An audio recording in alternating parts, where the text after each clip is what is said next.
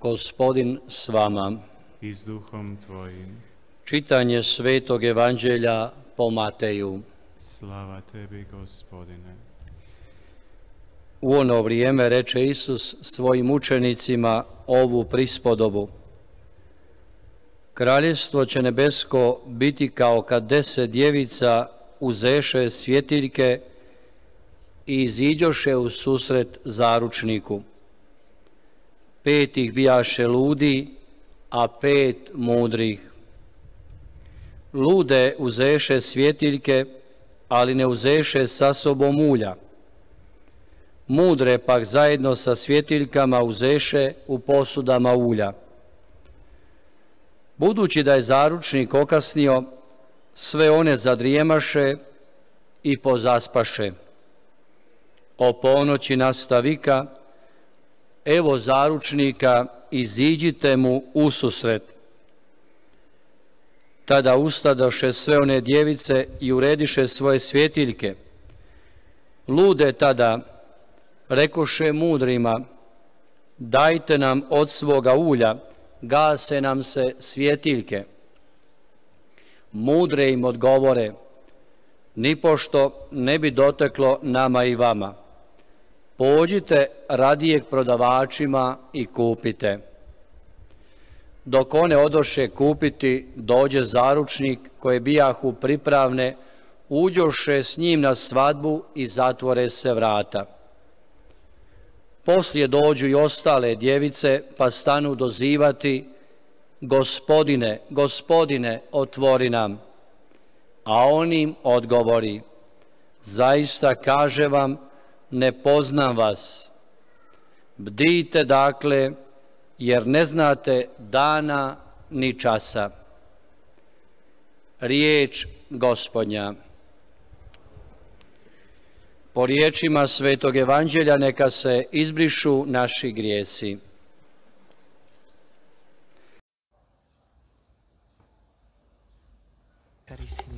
사랑하는 형제자매 여러분, 우리가 어떤 거대한 멋진 나무 앞에 섰을 때, 그 나무가 열매를 주렁주렁 매달고 있을 때, 우리는 그 열매를 보았을 때 굉장히 기분이 좋아집니다. 예를 들어서 체리를 주렁주렁 달고 있는 나무, 혹은 그 외 다른 과일들을 주렁주렁 매달고 있는 나무들을 보았을 때 우리는 굉장히 기분이 좋아지죠. 근데 그런 나무들이 우리들에게 이 과일을 따먹어봐 라고 하는 것 같습니다. 이러한 나무의 멋진 모습을 보면서 우리는 그 열매, 즉 그 과일의 근본 뿌리에 관해서는 생각할 겨를이 없습니다. 당연히 거기에는 뿌리가 있을 것입니다. 씨앗도 있었을 것입니다. 바로 거기에서부터 그 과일, 열매가 시작이 되었겠죠. 하지만 우리는 그 과일에 완전히 매료되어서 나무조차도 보지 못합니다. 저는 이 아주 단순한 예를 통해서 오늘 저녁 여러분들과 함께 좀 더 다른 차원으로 보는 법에 관해서 나누도록 하겠습니다. 열매, 과일을 보는 것도 중요하지만 그 원천, 그 뿌리를 보는 방법입니다. 오늘 저는 우리 앞에는 열매가 있습니다. 바로 성 아구스티노입니다. 그 성 아구스티노, 그 열매를 만든 나무는 누구였을까요? 이런 열매가 자랄 수 있도록 한 분, 나무는 바로 성녀 모니카셨습니다.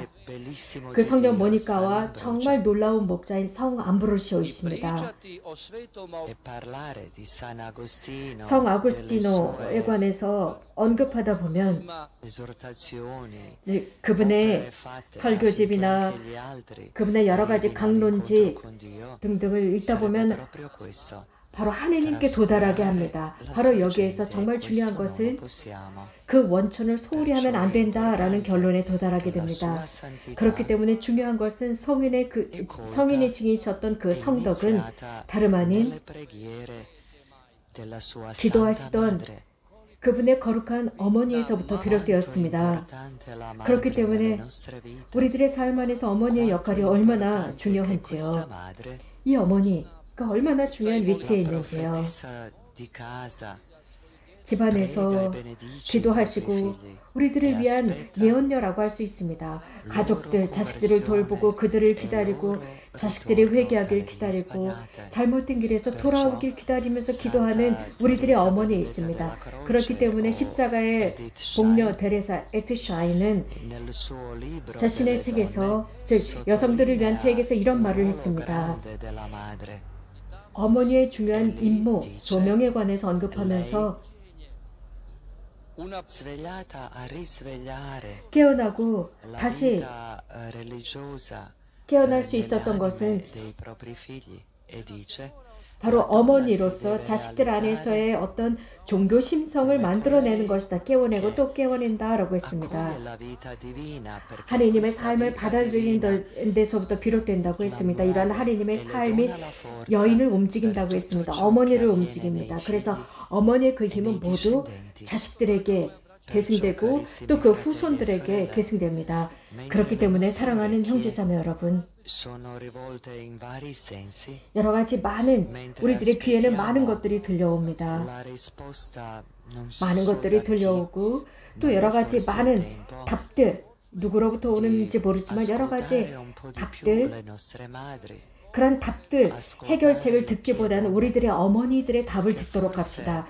거룩한 여인들이 우리들에게 제시하는 그 답에 더 귀를 기울이도록 합시다. 물론 우리들의 어머니와 우리들의 거룩한 여인들의 이러한 충고나 권고는 똑똑하고 지혜로운 사람들의 멋있는 미사여구는 아닐 것입니다. 특별히 우리가 지금 살고 있는 이런 상황 속에서 그런 멋있는 미사여구를 동반한 그런 답은 아니겠지만 기도하면서 우리들에게 정말 필요한 바른, 의로운 답을 줄 것입니다. 우리에게는 이것으로 중요합니다. 젠토는 이런 말을 했습니다. 어머니에게 감사한다고 했습니다.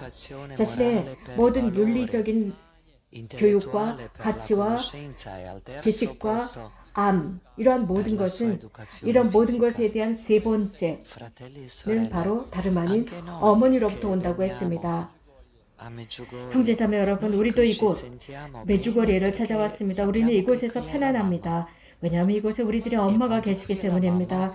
엄마에게 계시는 그곳에 사람은 안전함을 느낍니다. 강함을 느낍니다. 힘이 납니다. 그래서 나를 위해서 문이 열릴 거야 라는 확신이 서게 됩니다.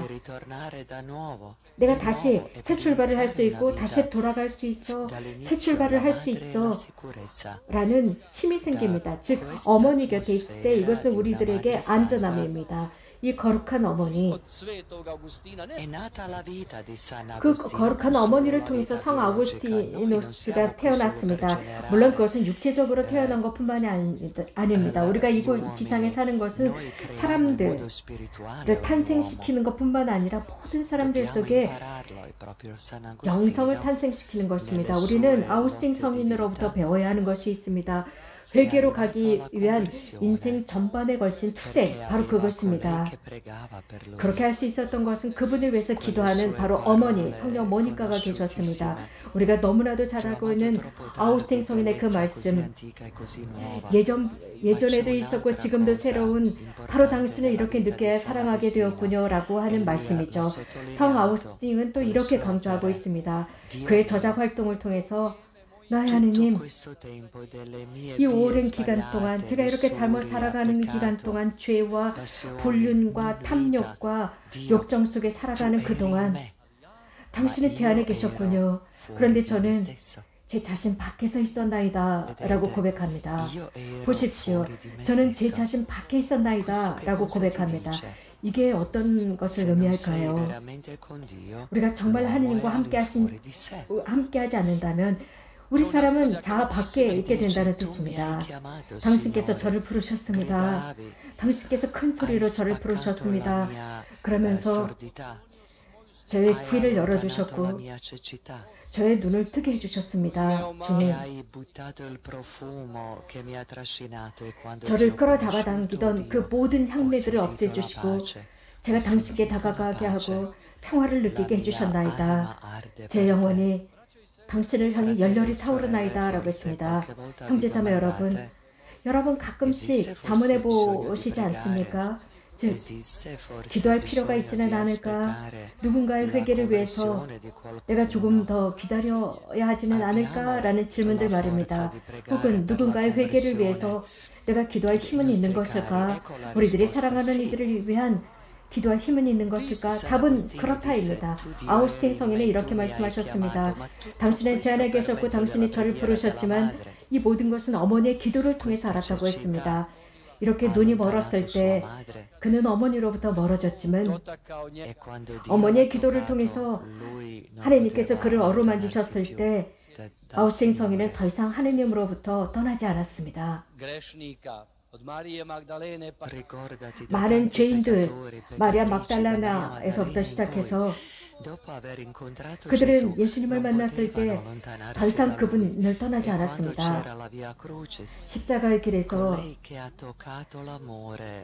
그 자비와 사랑을 만졌을 때 그녀는 신의를 지켰습니다. 죽을 때까지 신의를 지켰고 예수님을 떠나지 않았습니다. 영적인 투쟁은 매우 큰 것입니다. 육체적이건 영적인 투쟁은 우리는 이것을 영적인 투쟁이라고 하는데 매우 큽니다. 이런 영적인 투쟁 뒤에 우리가 알게 되는 게 있습니다. 아우스틴 성인은 영적인 투쟁을 5가지로 나누었습니다. 고통이라고 했는데 고통과 공간입니다. 성공입니다. 명예입니다. 황금입니다. 쾌락입니다. 성적인 쾌락입니다. 이 5가지 영역 속에서 아우스틴 성인은 자신의 고통을 느꼈습니다. 형제자매 여러분, 이 5가지 영역 속에 혹시 우리들은 속하는 것은 아닐까요? 우리가 이런 5가지 영역 속에서 멀리 떨어져 있다고는 할 수 없을 것입니다. 아우구스티노 성인께서 당신의 회개 여정에서 말씀하시는 이 5가지입니다. 쾌락이 필요했고 불륜 속에서 살았고 명예를 뒤쫓았고 성공과 교만 속에서 살았을 때 그 육체는 인간 존재의 모든 것을 컨트롤하고 지배하려고 합니다. 우리들의 모든 존재를 컨트롤합니다.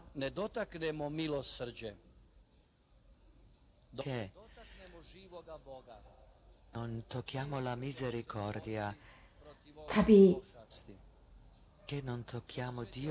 살아계신 하느님을 우리가 만나지 않았을 때 이러한 괴물들과 투쟁하는 데에서 도저히 성공할 수 없습니다. 아우스틴 성인은 하느님의 은총 덕분에 새로운 삶을 살 수 있었다고 고백하십니다. 바로 하느님의 은총 덕분이었다고 했습니다. 성인께서는 이런 말씀을 하십니다. 하느님께서 여러분을 만들었습니다. 그러니 여러분 없이 하느님께서는 여러분을 구할 수 없습니다. 라고 했습니다. 형제자매 여러분, 우리는 여러 곳에서 설명들을 듣습니다. 자비에 대한 설명들을 듣습니다.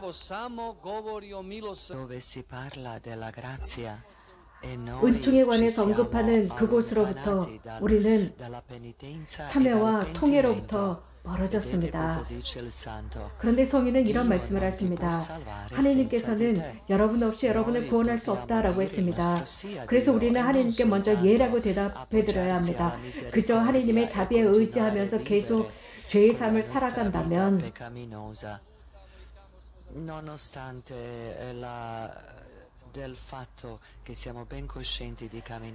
그 죄 중에 있다는 것을 알면서도 자비에 의지해서 살아간다고 할 때 우리는 새롭게 태어날 수가 없습니다. 아우구스틴 성인의 그 새로운 삶의 탄생은 우리들에게 삶에 대한 새로운 차원을 제공했습니다.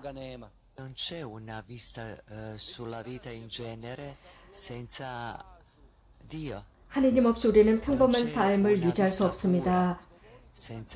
하나님 없이 우리는 청렴하고 청결한 삶에 대한 차원을 지닐 수 없습니다. 현대 많은 저자들은 지금 현대 몇몇 저자들은 교회는 무지하다고 비난하고 있습니다.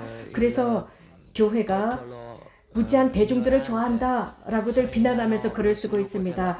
그러면서 사람들의 이성이 발전하지 못하도록 막고 있다고 비난하고 있습니다. 그러나 아우스틴 성인은 그들 앞에서 그들의 입을 다 막아놓을 수 있는 능력이 있습니다. 사실 아우스틴 성인은 철자도 틀리는 분이었지만 모든 인류를 위한 너무나도 훌륭한 책을 썼습니다. 113개의 책을 썼고 380개의 다양한 저술 활동을 하셨습니다. 그분은 교회를 옹호하시던 분이었습니다. 특별히 당시 4세기경에 로마 제국의 멸망의 원인이 교회에 있다고 비난하는 그런 사람들 앞에서 교회를 옹호했고 호교했던 분이셨습니다. 형제자매 여러분, 한번 봅시다. 누군가가 현대 다시 한번 그리스도교 교회가 지금 이 현대를 멸망시키고 있다라고 말할 사람들이 혹시 있지는 않을까요? 이 현대, 이 제국, 이 권력의 제국을 파괴시키고 있다라고 누군가가 우리들에게 비난할 수 있을까요? 그렇기 때문에 지금 현재 이 세상에는 교회를 호교하고 옹호하는 사람들이 필요합니다. 그래서 분명하게 이 교회의 청렴한 가르침을 옹호할 사람이 필요합니다. 그리고 우리는 이 세상에서 함부로 교회와 교회 목자들을 향해서 악의를 가지고 비난하는 사람들, 그래서 이 사회에 이 악의를 가지고 교회와 목자들, 그리스도에 관해서 맹비난하는 사람들의 가면을 벗겨야 합니다. 형제자매 여러분, 프랑스 미라고라고 하는 저자는 자신의 책에서 아구스티노 성인의 말씀을 인용하고 있습니다. 그 말씀은 수도자들을 위한 권고집에 나오는 말씀을 인용하고 있습니다. 그 권고집에 이렇게 써 있습니다. 존엄성과 명예는 그 어떤 것보다도 중요한 두 가지 요소입니다. 누구든지 이 두 가지 요소로부터 멀어지는 사람은 다른 사람들의 명예를 함부로 짓밟고 실추시키는 사람들입니다. 이 두 가지, 이 존엄과 명예로부터 멀어지는 사람은 타인의 명예를 함부로 실추시키는 데 앞장서는 사람입니다. 라고 했습니다. 현대 얼마나 많은 사람들이 타인의 명예를 실추시키고 다른 사람들의 존엄을 실추시키고 이 건전한 이성을 망가뜨리고 있습니까? 각국의 정부에서는 여러 가지 것들을 계산하고 있습니다. 많은 규범과 여러 규범과 금지 조항들을 만들어내고 있습니다. 그래서 몇몇 권력, 중앙정부에서는 여러 가지 것들을 만들어내기 때문에 우리는 자유도 없고 자유의지도 제대로 사용할 수 없습니다. 어떤 일이 일어나고 있는지도 잘 모를 수 있습니다. 자유라고 하는 것, 또 자유의지라고 하는 것이 위협받고 있습니다. 자유는 하느님의 계명입니다. 아멘은 인간의 영혼에 써 있다고 언급하고 있습니다. 이미 내일 여러분들의 자유와 자유의지가 짓밟힐 수 있습니다. 그래서 내가 자유와 자유의지를 활용할 때 나는 사회에서 배척당할 수 있습니다. 그런 금지 조항과 규범을 지키지 않는다면 말입니다. 저는 그렇다고 해서 어떤 예방주사나 어떤 약에 관해서 언급하는 것이 아닙니다. 단지 저는 인간이 지니고 있는 자유와 자유의지에 관해서만 언급하고 싶습니다. 현대인들은 자신의 자유와 자유의지를 가지고 살아갑니다. 나는 이것을 원치 않아. 나는 어떤 그 특정한 예방주사를 맞지 않을 거야. 어떤 약을 사용하지 않을 거야. 라고 할 수 있는 자유의지가 있습니다. 만약에 그렇게 한다면 이런 사람들은 어느 날인가 사회에서 배척당합니다. 그래서 어디에도 항거하지 못하는 상태로 버림당합니다. 사회로부터 배제되는 것입니다. 자유의지라고 하는 것, 그 자유의지가 이 세상에서 나를 도와주지 못합니다. 그래서 어떤 자유의지를 하나님께서 인간에게 어떤 자유의지를 주셨는지 제대로 이해하지 못하게 됩니다. 하지만 그 자유의지를 내가 활용할 때 나는 책임을 져야 합니다. 어느 날인가 아구스티노 성인께서는 눈물을 흘리셨습니다. 한 번이 아니라 자신의 인생을 보면서 100번은 울었다고 말씀을 하시는데 울었던 이유는 이상형과 욕정 사이에서 십자가에 못 박혔다고 했습니다. 그러니까 이상형과 욕정 사이에 못이 십자가에 못 박혔다고 했습니다. 이렇게 말을 합니다. 나의 하느님, 이 고통이 언제까지 지속될 것이오니까 주님, 이제 무엇을 해야 합니까? 라고 했습니다. 자, 우리도 지금 이런 질문을 할 수 있습니다. 이러한 팬데믹, 새로운 형태의 팬데믹 속에서 주님, 저희가 무엇을 해야 합니까? 도대체 이 팬데믹, 이 상황이 얼마나 더 오래 갈 것입니까? 우리는 모두 질문을 하지만 누구도 답해주지 않습니다. 그런데 아구스티노 성인은 음성을 듣습니다.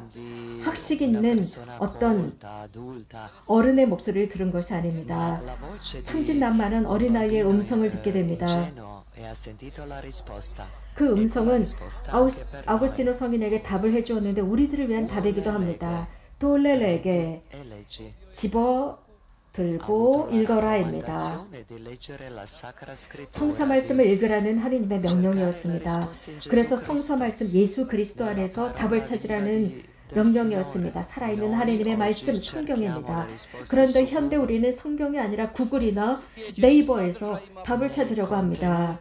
소셜 네트워크에서 이런 콘테스트 답을 찾으려고 합니다. 그래서 사람들은 자주 네이버에게 물어봐. 그리고 네이버에서 답을 얻으려고 합니다. 답을 얻습니다.